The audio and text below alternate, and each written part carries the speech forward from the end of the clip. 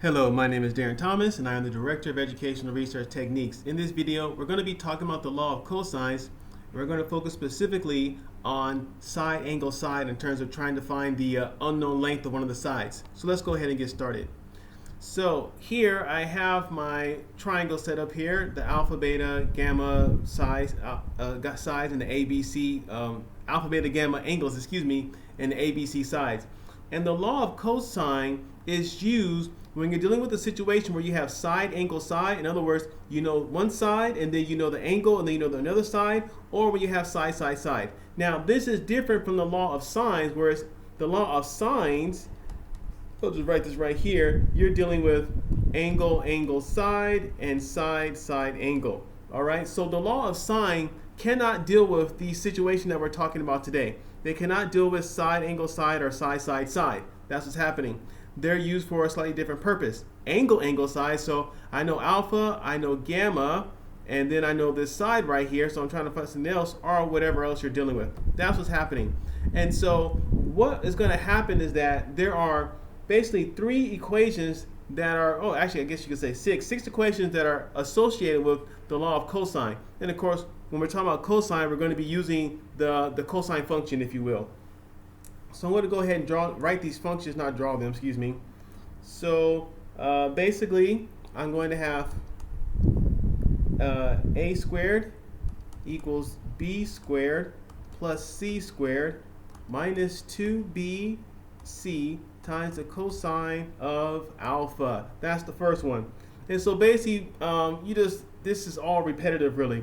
So now if I solve for b squared, it's going to be a plus c, a squared plus c squared, because these are the terms that I haven't used yet, minus 2 times a times c cosine of beta. So if you're noticing the pattern, whatever side is on the other side of the equal sign, I'm also using the corresponding angle. That should kind of be the clue right there. And so if I write the last one, you can see if it's c squared, it's going to equal a squared plus b squared minus 2ab cosine gamma. That's how that works. Now I'm running out of space, so I'm going to go ahead and take this right here and move it to the next side, and then I will repeat this process and show you the other equations. So here we go. All right, now if you want to, these right here, what I showed you right here, this is how you will calculate the actual angle. I'm sorry, the side. These are the formula for calculating the sides. So this is for calculating the sides, as you can see. I already told you about that. So for the sides, now let's move and look and learn about how to calculate for the angles here. So for the angle,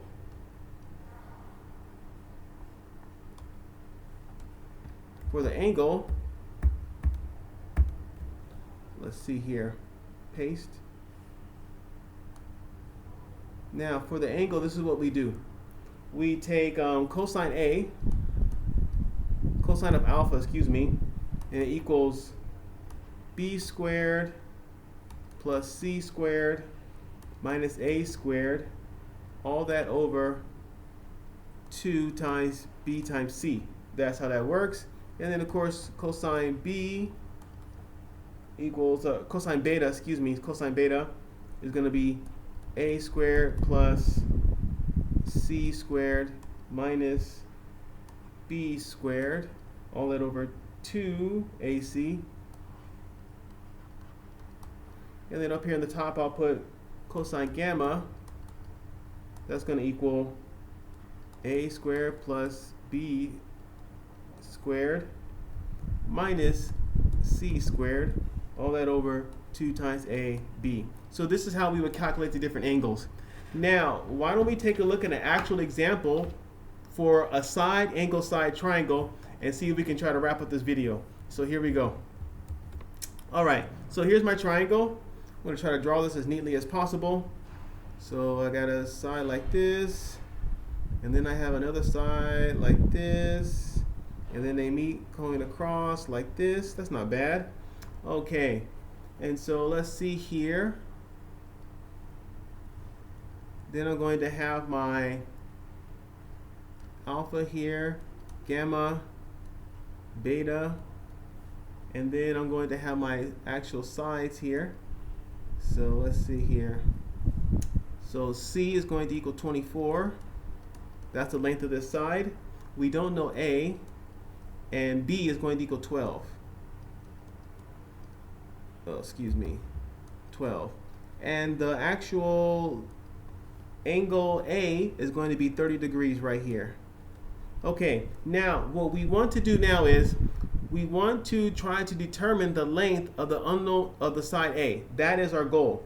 So if I set this up, following what I've learned so far, basically the triangle is going to, or the law of cosine formula is going to look as follows. We're going to take A squared.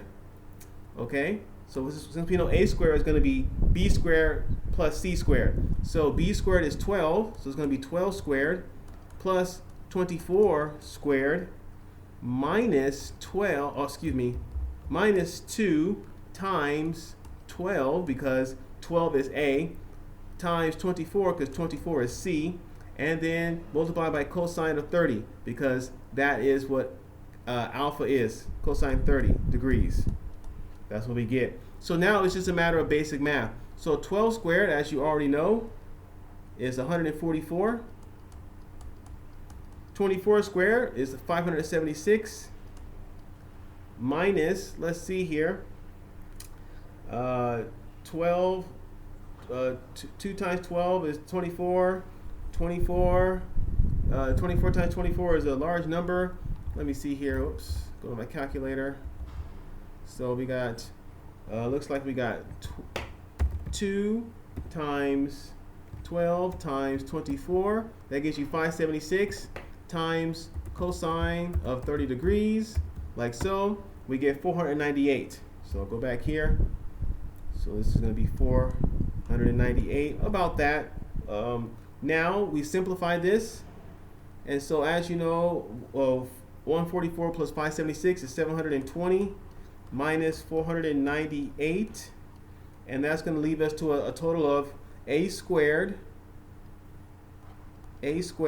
equals 222. Now when I square root both sides, because I want to remove the square here, I will get A alone by itself is going to equal about 14.89. So that is the length of this unknown side right here, 14.89. And so that is the beauty of what the law of cosine can do for you when you're dealing with an oblique triangle. Now let me go back and summarize, and we'll wrap up the video. So in this video we talked about the law of cosine. And the law of cosine is used when you are dealing with a situation in which you have a side angle side, or you have side side side. These are two situations in which the law of sine will not work. And so here on this first screen you can see the 3 equations for calculating the sides with the law of cosine. On this next screen right here, we have the 3 formulas for calculating angles when you're involved with the law of cosine. That's what we did here. And so again, you can review these on your own time. Now, on this slide right here, we talked about, or we did an actual example of applying the law of cosine. In this particular situation, it was a side, angle, side type situation. And so we had our numbers, we plugged everything into the actual equation. There's not a lot to explain here, it's just really, really basic math. And so then when we simplify everything, we got our answer down here in this lower right hand corner. And that is one application of the law of cosines. So I hope this video was useful for you and you were able to understand what we were talking about. My name is Darren Thomas. I am the Director of Educational Research Techniques. Take care.